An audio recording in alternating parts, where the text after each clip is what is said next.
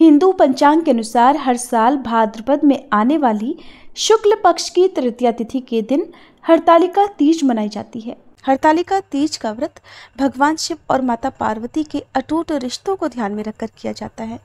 इस दिन महिलाएं 16 श्रृंगार करके पूजा करती हैं और अखंड सौभाग्य का आशीर्वाद प्राप्त करती हैं। इसके बाद हरतालिका तीज की कथा सुनती हैं। हरतालिका तीज की कथा सुनने और पढ़ने मात्र से ही भगवान शिव और माता पार्वती का आशीर्वाद मिल जाता है। सुख शांति और समृद्धि में वृद्धि होती है। ये कथा बहुत ही पवित्र मानी जाती है, इसलिए इस दिन हरतालिका तीज की कथा अवश्य पढ़नी या सुननी चाहिए।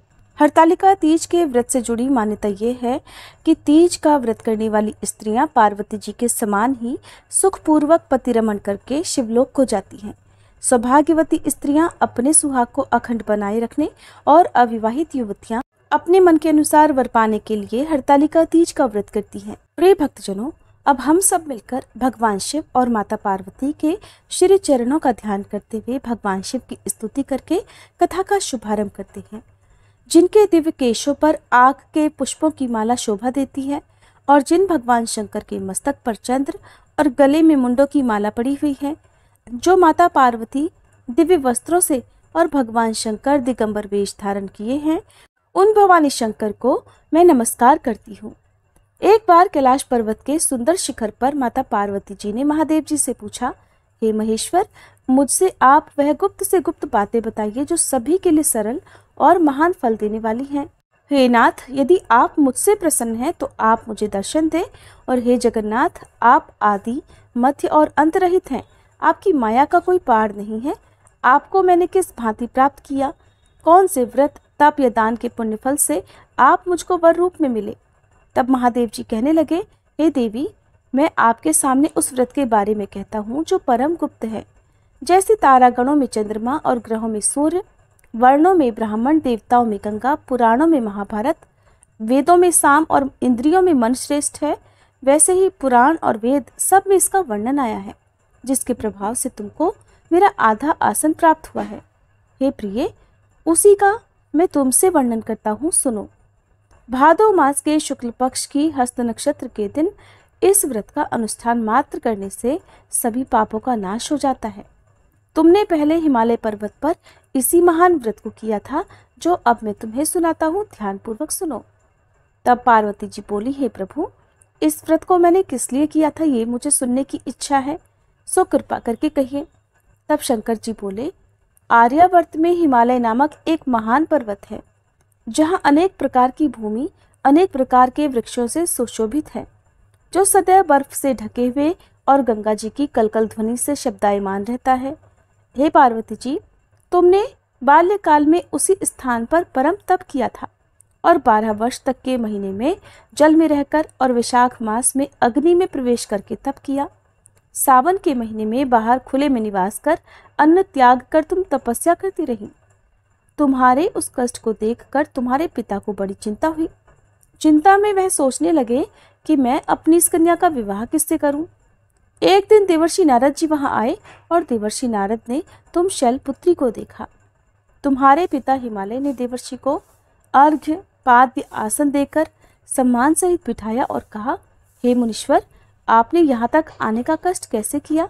कहिए, क्या आज्ञा है? तब नारद जी बोले, हे गिरिराज, मैं श्री विष्णु भगवान का भेजा हुआ यहाँ आया हूँ। आप मेरी बात सुनो। आप अपनी कन्या को उत्तम वर को दान करो। ब्रह्मा, इंद्र, शिव आदि देवताओं में विष्णु भगवान के समान कोई भी उत्तम नहीं है, इसलिए मेरे मत से आप अपनी कन्या का दान भगवान विष्णु को ही दे दें। हिमालय बोले, यदि भगवान वासुदेव स्वयं ही कन्या को ग्रहण करना चाहते हैं और इस कार्य के लिए ही आपका यहाँ आगमन हुआ है, तब तो ये मेरे लिए अत्यंत गौरव की बात है। मैं अवश्य ही अपनी कन्या उन्हें दूंगा। हिमालय का यह आश्वासन सुनते ही देवर्षि नारद आकाश में अंतर्ध्यान हो गए और भगवान श्री विष्णु के पास पहुंचे। नारद जी ने हाथ जोड़कर भगवान विष्णु से कहा, प्रभु, आपका विवाह कार्य निश्चित हो गया है। इधर हिमालय ने पार्वती जी से प्रसन्नता पूर्वक कहा, हे पुत्री, मैंने तुमको गरुड़ध्वज भगवान विष्णु को अर्पण कर दिया है। पिता के इन वाक्यों को सुनते ही देवी पार्वती जी अपनी सहेली के घर गईं और पृथ्वी पर गिरकर अत्यंत दुखी होकर विलाप करने लगी। उनको विलाप करते हुए देखकर सखी बोली, हे देवी, तुम किस कारण से दुखी हो मुझे बताओ, मैं अवश्य ही तुम्हारी इच्छा पूरी करूंगी। तब पार्वती जी बोली, हे सखी सुनो, मेरे जो मन की अभिलाषा है सुनाती हूँ। मैं महादेव जी को वरण करना चाहती हूँ। मेरे इस कार्य को पिताजी ने बिगाड़ना चाहा है, इसलिए मैं निस्संदेह इस शरीर का त्याग करूंगी। पार्वती जी के इन वचनों को सुनकर सखी ने कहा, हे देवी, जिस वन को तुम्हारे पिताजी ने ना देखा हो तुम वहां चली जाओ। भगवान शंकर कहते हैं, तब देवी पार्वती अपनी सखी का यह वचन सुनकर ऐसे ही तुम वन को चली गई। पिता हिमालय ने इधर तुमको घर पर ना पाकर सोचा कि मेरी पुत्री को कोई देव दानव अथवा किन्नर हरण करके ले गया है, और मैंने तो नारद जी को वचन दे दिया था कि मैं अपनी पुत्री का विवाह भगवान विष्णु के साथ करूंगा। हाय, अब ये कैसे पूरा होगा। ऐसा सोचकर वे बहुत चिंतातुर होकर मूर्छित हो गए। तब सब लोग हाहाकार करते हुए दौड़े और मूर्छा दूर होने पर गिरिराज से बोले कि हमें आप अपनी मूर्छा का कारण बताओ। हिमालय बोले, मेरे दुख का कारण ये है कि मेरी रत्न रूपी कन्या को कोई हरण करके ले गया, या सांप ने काट लिया, या किसी सिंह ने मार डाला। वो न जाने कहाँ चली गई, या उसे किसी राक्षस ने मार डाला है। इस प्रकार कहकर गिरिराज दुखी होकर ऐसे कांपने लगे जैसे तेज वायु के चलने पर कोई वृक्ष कांपता है। इसके बाद हे पार्वती, तुम्हें गिरिराज साथियों सहित घने जंगल में ढूंढने निकले। तुम भी सखी के साथ भयानक जंगल में घूमती हुई एक वन में एक नदी के तट पर गुफा में पहुंच गई। उस गुफा में तुम अपनी सखी के साथ प्रवेश कर गई, जहां तुम अन्न जल का त्याग करके बालू का लिंग बनाकर मेरी आराधना करती रही। उस समय पर भाद्रपद मास की हस्त नक्षत्र युक्त तृतीया के दिन तुमने मेरा विधि विधान से पूजन किया और रात्रि को गीत गायन करते हुए जागरण किया। तुम्हारे उस महाव्रत के प्रभाव से मेरा आसन डोलने लगा। मैं उसी स्थान पर आ गया जहां तुम और तुम्हारी सखी दोनों थी। मैंने आकर तुमसे कहा, हे वरानने, मैं तुमसे प्रसन्न हूँ, तुम मुझसे कोई वरदान मांगो। तब तुमने कहा कि हे देव, यदि आप मुझसे प्रसन्न हैं तो आप महादेव जी ही मेरे पति हो। तब मैं तथास्तु कहकर कैलाश पर्वत को चला गया और तुमने प्रभात होते ही मेरी उस बालू की प्रतिमा को नदी में विसर्जित कर दिया। हे शुभे, तुमने वहां अपनी सखी सहित व्रत का परायण किया। इतने में तुम्हारे पिता हिमवान भी तुम्हें ढूंढते ढूंढते उसी घने वन में आ पहुंचे। उस समय उन्होंने नदी के तट पर दो कन्याओं को देखा तो ये तुम्हारे पास आ गए और तुम्हें हृदय से लगाकर रोने लगे। फिर बोले, हे पुत्री, तुम इस सिंह व्याघ्र आदि युक्त घने जंगल में क्यों चली आई। तब तुमने कहा, हे पिता, मैंने पहले ही अपना शरीर शंकर जी को समर्पित कर दिया था, लेकिन आपने नारद जी को कुछ और ही वचन दे दिया, इसलिए मैं महल से चली आई। ऐसा सुनकर हिमवान ने तुमसे कहा कि मैं तुम्हारी इच्छा के विरुद्ध ये कार्य नहीं करूंगा। तब वे तुम्हें लेकर घर को आए और फिर तुम्हारा विवाह मेरे साथ कर दिया। हे देवी, उसी व्रत के पुण्य प्रभाव से तुमको मेरा अर्धासन प्राप्त हुआ है। इस व्रतराज को मैंने अभी तक किसी के सम्मुख वर्णन नहीं किया है। हे देवी, अब मैं तुम्हें बताता हूँ कि इस व्रत का ये नाम क्यों पड़ा। तुमको सखी हरण करके ले गई थी, इसलिए हरतालिका नाम पड़ा। पार्वती जी बोली, हे स्वामी, आपने इस व्रतराज का नाम तो बता दिया, लेकिन मुझसे इसकी विधि और फल भी बताइए कि इसके करने से किस फल की प्राप्ति होती है। तब भगवान शंकर जी बोले, सौभाग्य की इच्छा रखने वाली महिलाओं को ये व्रत पूरे विधि विधान के साथ करना चाहिए। व्रत में केले के खंबे से मंडप बनाकर उसे बंधनवारों से सुशोभित करें। उसमें तरह तरह के रंगों से युक्त रेशमी वस्त्र की चांदनी ऊपर तान दे। चंदन आदि सुगंधित द्रव्यों का लेपन करके महिलाएं एकत्रित हों। शंख, भेरी, मृदंग, घंटे, घड़ियाल आदि बजाएं। विधि पूर्वक मंगलाचार करके श्री गौरी शंकर की बालू निर्मित प्रतिमा स्थापित करें। फिर भगवान शिव पार्वती जी का गंध, धूप, पुष्प, दीप आदि से विधि पूर्वक पूजन करें। अनेक नैवेद्यों का भोग लगाएं और रात्रि को जागरण करें। नारियल, सुपारी, जवारी, नींबू, लौंग, अनार, नारंगी आदि ऋतु फलों और फूलों को एकत्रित करके धूप, दीप आदि से पूजन करके कहें, हे कल्याण स्वरूप शिव, हे मंगल स्वरूप शिव, हे मंगल रूप महेश्वरी, हे शिवे, सब कामनाओं को देने वाली देवी, कल्याण रूप आपको नमस्कार है। कल्याण स्वरूप माता पार्वती, हम आपको नमस्कार करते हैं। भगवान शंकर को सदैव नमस्कार करते हैं। हे ब्रह्म रूपिणी, जगत का पालन करने वाली माँ, आपको नमस्कार है। हे सिंहवाहिनी, मैं सांसारिक भय से व्याकुल हूँ, आप मेरी रक्षा करो। हे महेश्वरी, मैंने इसी अभिलाषा से आपका पूजन किया है। हे देवी, आप मेरे ऊपर प्रसन्न होकर मुझे सुख और सौभाग्य प्रदान कीजिए। इस प्रकार के शब्दों द्वारा उमा सहित शंकर जी का पूजन करें। विधि पूर्वक कथा सुनकर गौ, वस्त्र, आभूषण आदि ब्राह्मणों को दान करें। इस प्रकार से व्रत करने वाले के सारे पाप नष्ट हो जाते हैं। कथा समाप्त। प्रेम से बोलिए बोले शंकर भगवान की जय, माता पार्वती की जय। अब सुनिए तीज माता अर्थात पार्वती माता की आरती। ओम जय पार्वती माता, मैया जय पार्वती माता, ब्रह्म सनातन देवी, शुभ फल की दाता। ओम जय पार्वती माता। अरिकुल पद्मा विनाशनी, जय सेवक त्राता, मैया जय सेवक त्राता। जग जीवन जगदम्बा, हरि हर गुण गाता। जय पार्वती माता। सिंह को वाहन साजे, कुंडल है साथा, मैया कुंडल है साथा। देव वधू जह गावत, नृत्य करता था। जय पार्वती माता। सतयुगशील सुसुंदर, नाम सती कहलाता, मैया नाम सती कहलाता। हेमांचल घर जन्मी, सखियन रंग राता। जय पार्वती माता।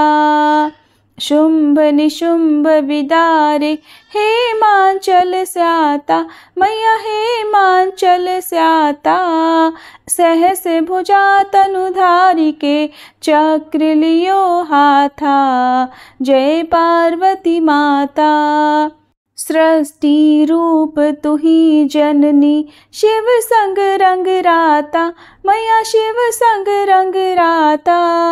नंदी भृंगी बिन लाही, सारा मद माता। जय पार्वती माता।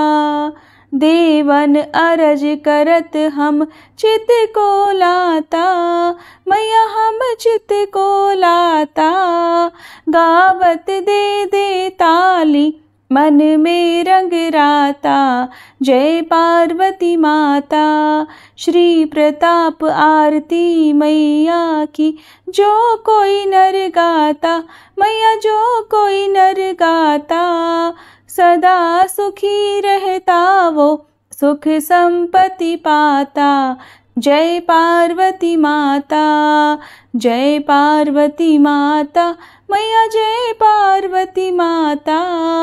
ब्रह्म सनातन देवी, शुभ फल की दाता। जय पार्वती माता। ओम जय शिव ओमकारा, स्वामी जय शिव ओमकारा।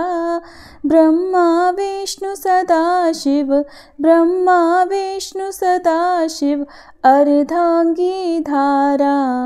ओम जय शिव ओमकारा। एकानन चतुरानन, पंचानन राजे, स्वामी पंचानन राजे। हंसासन गरुड़ासन, वृषवाहन साजे। ओम जय शिव ओमकारा। दो भुज चारु चतुर्भुज, 10 भुज अति सोहे, स्वामी 10 भुज अति सोहे। त्रिगुण रूप निरखता, त्रिभुवन जन मोहे। ओम जय शिव ओमकारा। अक्षमाला वनमाला, मुंडमाला धारी, स्वामी मुंडमाला धारी। चंदन मृग मद सोहे, भाले शशिधारी। ओम जय शिव ओमकारा। श्वेतांबर पीतांबर, बाघांबर अंगे, स्वामी बाघांबर अंगे। सनकादिक गरुड़ादिक, भूतादिक संगे। ओम जय शिव ओमकारा। कर के मध्य कमंडल, चक्र त्रिशूल धारी, स्वामी चक्र त्रिशूल धारी। सुखकारी दुखहारी जग पालनकारी। ओम जय शिव ओमकारा। ब्रह्मा विष्णु सदा शिव जानत अविवेका। स्वामी जानत अविवेका। प्रणवाक्षर में शोभित ये तीनों एका। ओम जय शिव ओमकारा। त्रिगुण स्वामी जी की आरती जो कोई नर गावे। स्वामी जो कोई नर गावे। कहत शिवानंद स्वामी रटत भोलानंद स्वामी सुख संपत्ति पावे। ओम जय शिव ओमकारा। ओम जय शिव ओमकारा। स्वामी जय शिव ओमकारा। ब्रह्मा विष्णु सदा शिव अर्धांगी धारा। ओम जय शिव ओमकारा।